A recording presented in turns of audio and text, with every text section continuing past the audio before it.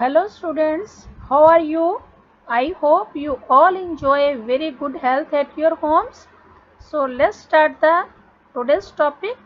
First of all, I am saying welcome to all of you in the ninth standard and the subject is history. Students, as you know, we already had started the chapter number 1 revision. The name of the chapter is French Revolution. Students, I would like to remind you in this chapter of revision part we already have completed 2 videos. Okay, 2 videos हमारी already हो चुकी हैं. Total इसकी 5 videos हैं and today we are having the part 3. In this part 3 we are having a special topic. Let's start the topic. This is the very important topic related to the French Revolution. In this topic, students, we will study how the France became a republic. In the previous video, we had discussed that King Louis XVI, he had signed on the constitution which was prepared in 1791. Okay, तो King Louis ने उसके ऊपर signature कर दिए और ये क्या बन गया, एक हमारा जो फ्रांस था वो एक मोनार्क डेमोक्रेसी बन गया था.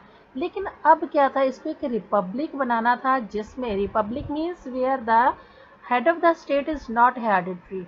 वो एक पुश्तैनी तौर पे राजा रानी नहीं होते, लोग उसको इलेक्ट करते हैं अपने जो हेड ऑफ द स्टेट है. तो अब देखेंगे कि फ्रांस में ऐसा क्या हुआ. 1789 की जब बात करते हैं, उस टाइम में राजा ने अपने ट्रूप्स भेजे थे फ्रांस में. तो उसमें कुछ ऐसी बातें हुई कि जिसमें नेशनल असेंबली बन गई. वहाँ पे लोगों की बहुत बड़ी रेवोल्यूशन हो गई थी 1789 में. तो जो नेशनल असेंबली बनी, नेशनल असेंबली में उन्होंने किंग के अगेंस्ट वॉर डिक्लेयर कर दी. What was the reason? क्योंकि जो किंग लुइस 16 था, बेशक उसने कॉन्स्टिट्यूशन पे सिग्नेचर कर दिए थे, बट इंटरनली वो क्या था, उसका प्रशिया और ऑस्ट्रिया के साथ हिडन रिलेशन थे. और जो वहाँ के लोग थे, स्पेशली द यंग जनरेशन, उनको जब इस बात का पता चला, they declared war against the Prussia and Austria. तो इस वॉर में जितने भी यंग वॉलंटियर्स थे, दे केम फॉरवर्ड. उन्होंने एक अपनी आर्मी बनाई, आर्मी ज्वाइन कर ली लोगों ने. तो बहुत सारे जो ये रेवोल्यूशनरी थे, इनको लगता था ये किंग और जो एरिस्टोक्रेट पीपल है, मतलब रिच पीपल है, उनको ये अपना दुश्मन मानते थे. पूरे यूरोप में ये फीलिंग स्प्रेड हो गई थी कि जो मिडिल क्लास और लो क्लास पीपल थे, दे सॉ द किंग्स और the noble aristocratic people means the rich people, they saw them as their enemies. तो अब इतने लोग, उन्होंने अपनी एक आर्मी बनाई, रशिया और ऑस्ट्रिया के अगेंस्ट वॉर डिक्लेयर कर दी. तो उस टाइम पे एक अलग ही नज़ारा था. उस टाइम पे लोगों ने जो मार्च कर रहे थे, फ्रांस की पेरिस की स्ट्रीट्स में से जा रहे थे, तो उन्होंने एक मैर्सलेज क्या था स्टूडेंट, अब वो वहाँ का एक नेशनल एंथम है. तो लोगों ने इसको गाना शुरू कर दिया. ये Marseillaise actually it was composed by the great poet Rouget de Lisle. तो इसने ये कंपोज किया था. फर्स्ट टाइम जब लोगों ने इसको गाया था, वो मैर्सलेज एक प्लेस है, वहाँ से मार्च करते हुए वो पेरिस की तरफ जा रहे थे. तो इस सॉन्ग का नाम ही पड़ गया मैर्सलेज.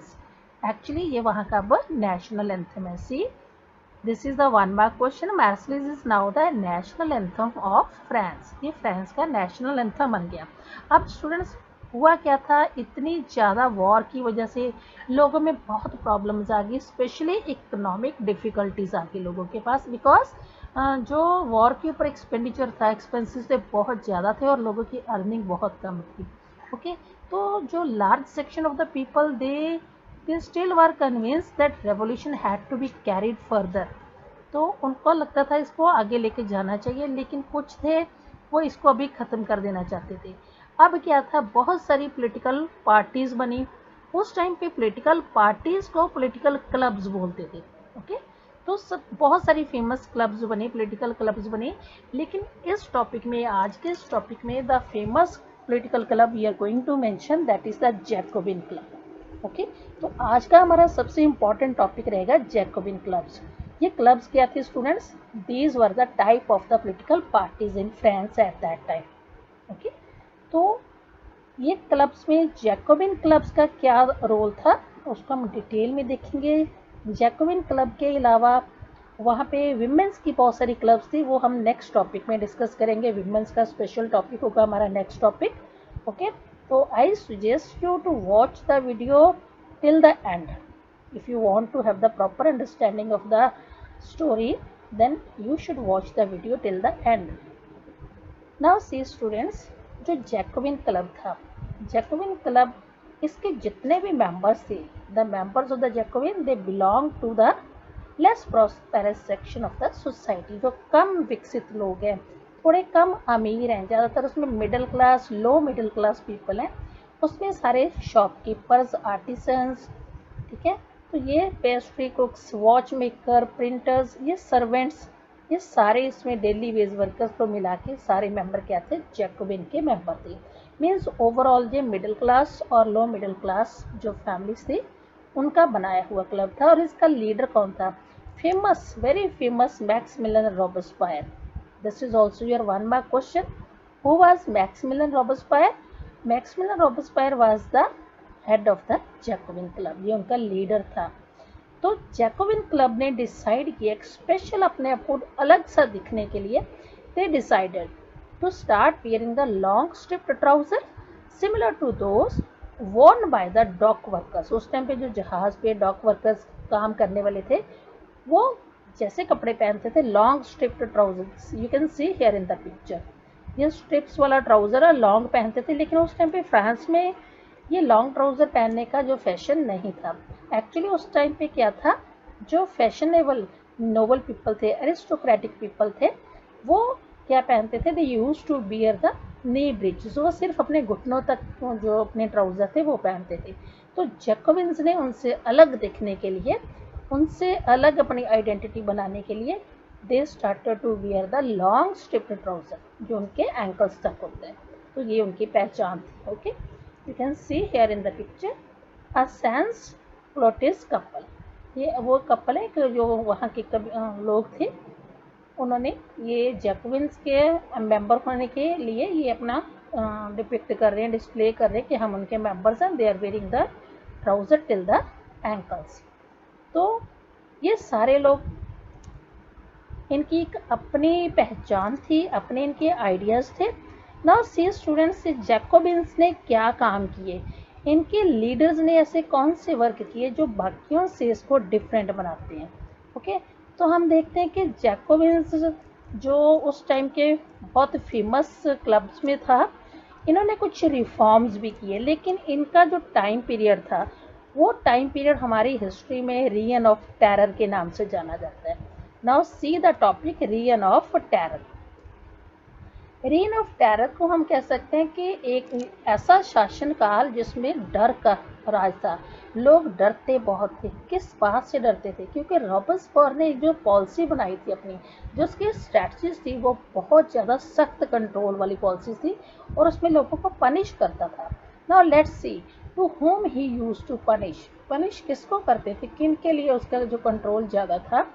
Actually to whom he saw as being enemies, जिसको वो अपने एनिमीज मानता था। फ्रेंच रिपब्लिक के एनिमीज कौन हो सकते हैं? Those who are not willing to give the powers to the poor people. Third estate people को जो पावर नहीं देना चाहते थे वो थे ex nobles, clergymen, members of political parties, even the members of the royal family.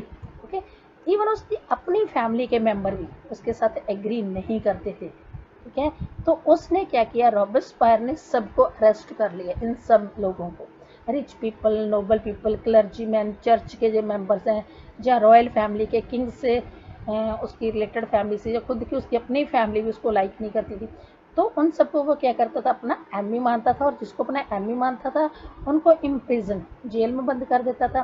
फिर last में एक ट्रिब्यूनल उसने बनाया था। ट्रिब्यूनल में अगर वो देखता था कि ये लोग गिल्टी हैं, दोज वर फाउंड गिल्टी, दे वर गुलेटेड। ये स्पेशल वहाँ की पनिशमेंट थी।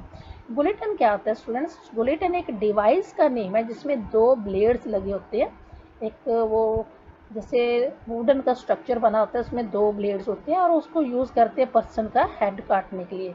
The person is beheaded by this guillotine machine. Because this machine was invented by Dr. Guleton, so its name was गुलेटन। तो जिन लोगों को वो अपना एनिमी मानता था उनको अरेस्ट करता था। ट्रिब्यूनल बनाया था उसने एक, उस ट्रिब्यूनल के जो जजेस लाइक ट्रिब्यूनल जो उसको देखते थे कि ये लोग गिल्टी है, इन्होंने गलती की है, तो उनको पनिश करने के लिए गुलिटन कर दिया जाता था। Means their head was beheaded, उनका हेड कट कर दिया जाता था। तो रॉबस्पायर की ये सीवर कंट्रोल की पॉलिसी थी। ओके, इस सीवर कंट्रोल की पॉलिसी की वजह से 1 साल तक उसने जैकोबिन क्लब ने रोल किया। तो due to this the time period was known as reign of terror. Which time period? 1793 to 1794. Okay students, this is also the 1 mark question, rain of terror. अब देखते हैं कि रॉबस्पायर ने कुछ अच्छे वर्क भी किए, उसने कुछ इम्प्रूवमेंट्स किए सोसाइटी में, कुछ रिफॉर्म्स भी किए, but these reforms were merely in the favor of the poor people or the third estate people. Okay, these were not in favor of the first and second estate people. तो अब उसने कौन कौन से work किए थे students? This paragraph is very very important and I suggest you to learn this question from the NCERT book because the matter is very good. Okay, this question may come as a 5 marks question in your exams. So which were the reforms done by the Robespierre? The full name was Maximilian Robespierre. I remind you, he was the leader of a Jacobin club. तो सबसे पहले उसने क्या किया? He prepared the law. He issued the laws for maximum ceiling on wages and prices. उसने fix कर दी wages और prices भी। मीट और जो ब्रेड थे वो भी राशन कर दिए कि सबको प्रॉपर उनकी काउंटिंग उनके प्रोपोर्शन के अकॉर्डिंग मिलेगी।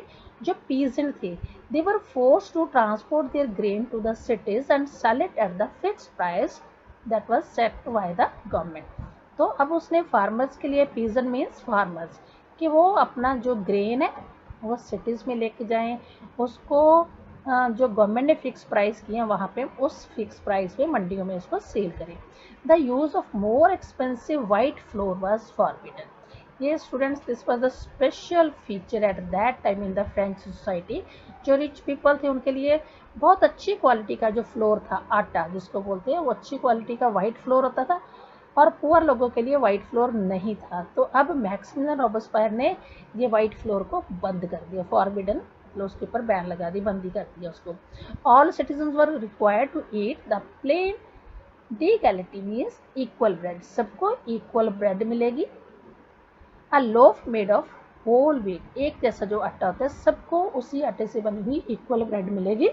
Because he was in favour of the equality, वो चाहता था कि सबको इक्वलिटी मिले। Equality in the form of speech and address means बोलने में, एड्रेस करने में, वहाँ भी हर एक को एक जैसे नाम होने चाहिए। मीन्स नाम एक जैसे मीन टू से कि अब किसी को कोई स्पेशल सर या मैडम का जो डेजिग्नेशन है वो नहीं मिलेगा। सारे क्या हैं? All man of France, all man and women, they were the सिटियन। सिटियन होता है सिटीजन, क्यों? अब वो सारे इक्वल सिटीजन है, सबके नेम को इक्वली एड्रेस करेंगे, इक्वली उनको स्टेटस देंगे, डेजिग्नेशन देंगे। अब सबसे बड़ी बात उसने क्या की? चर्चेज वर शट डाउन, उसने चर्चेज सारी क्लोज कर दी और जो चर्चेज की बिल्डिंग थी दे वर कन्वर्टेड इनटू द बैरक्स और द ऑफिस। वो या तो स्टोर हाउस, वेयर हाउस बन गए, या फिर आर्मी के बैरक्स बन गए, या फिर गवर्नमेंट के ऑफिस बन गए। सो रॉबस्पायर परस्यूड हिज पॉलिसीज सो रिलेंटलेसली, इतनी उसने ये पॉलिसी अपनी इतनी सख्ती से उनको इशू किया, उनको लागू किया कि उसके जो अपने सपोर्टर्स थे वो भी डिमांड करने लगे कि मॉडरेशन होनी चाहिए। मीन्स उसके कुछ सपोर्टर भी उसके अगेंस्ट थे। तो रिजल्ट क्या हुआ स्टूडेंट्स? ये बहुत ही शॉकिंग रिजल्ट है। Finally he was convicted by the court in July 1794। उसके खुद के कोर्ट ने, उसका जो ट्रिब्यूनल था उसको दोषी पाया और उसको अरेस्ट कर लिया और द वेरी नेक्स्ट डे उसको भी गुलिटन कर दिया। ओके, तो ये था हमारा Maximilien Robespierre. Now student watch this picture very carefully. What you can have the ideas by watching this thing. आपके माइंड में कौन सा आइडिया आता है इसको देखने के लिए? ये एक्चुअली फ्रांस में उस टाइम की गैदरिंग है पीपल की, जो normally use to gather at the time of festivals. जो एक कोई फेस्टिवल स्टेज करते हैं उसको दिखाने का, अपने जो राजा है या फिर वहाँ पे जो उनका हेड है, जैसे मैक्सिमिलियन रॉबस्पायर है, या फिर उनकी जो उस टाइम पे फेवर उनकी फेवर में पॉलिटिकल पार्टी, पॉलिटिकल क्लब थी, उनकी लॉयल्टी को शो करते हैं कि अपने सब्जेक्ट्स के, अपने लोगों के लिए कितने लॉयल हैं। तो ऐसे मौक़ों पे, ऐसे फंक्शंस, फेस्टिवल्स के ओकेजन पे they use to gather like this. Now come to the next subtopic. Jacobin clubs के बाद जो हमारा था डायरेक्टरी रूल्स बना, क्योंकि जैकोबिन क्लब्स का जो टाइम पीरियड था, रॉबर्सपायर की पॉलिसीज हमने देखी है बहुत ही ज़्यादा सीवर थी, बहुत ही स्ट्रिक्ट थी उसकी पॉलिसीज। तो स्टूडेंट्स ऐसी पॉलिसी की वजह से उसको खुद को भी बुलेटिन होना पड़ा। तो उसका रिजल्ट क्या हुआ? जैकोबिन क्लब वाज फेल्ड, तो खत्म हो गई। अब जैकोबिन के बाद जो मिडिल क्लास थे वो अपनी पावर को कैसे छोड़ना चाहते थे? बिल्कुल भी नहीं छोड़ेंगे। वो नहीं चाहते थे कि वेल्दियर पीपल उनकी जो पावर है उसको छीन लें। सो उन्होंने एक नया कॉन्स्टिट्यूशन इंट्रोड्यूस किया। A new constitution was introduce. But ये कॉन्स्टिट्यूशन किसने बनाया था? वेल्दियर मिडिल क्लास पीपल ने, जो मिडिल क्लास में हाई रैंक पे पीपल थे वो मिडिल क्लास के, बट वो थोड़े रिच थे, वेल्दियर थे। तो उन्होंने सबने मिलकर एक कॉन्स्टिट्यूशन बनाया। उस कॉन्स्टिट्यूशन में उन्होंने अपने जो नॉन प्रॉपर्टीयर थे, मतलब जिसके पास प्रॉपर्टी नहीं थी, उनको राइट टू वोट देने से मना कर दिया। Okay, new constitution denied the right to vote to the non propertied, जिनके पास प्रॉपर्टी नहीं थी उनको राइट टू वोट नहीं होगा। तो अब नया कॉन्स्टिट्यूशन था। अब उस नए कॉन्स्टिट्यूशन ने लेजिस्लेटिव काउंसिल बना दी। ये लेजिस्लेटिव काउंसिल में दो पार्ट्स थे, दो इलेक्टेड लेजिस्लेटिव काउंसिल थी, बिकॉज वो नहीं चाहते थे कि फंक्शन जो पावर्स है that should be limited to one hand. तो लेजिस्लेटिव काउंसिल बनाई गई। ये लेजिस्लेटिव काउंसिल ने आगे दोनों पार्ट से जो दो इलेक्टेड लेजिस्लेटिव काउंसिल ने मिलके एक डायरेक्टरी बनाई।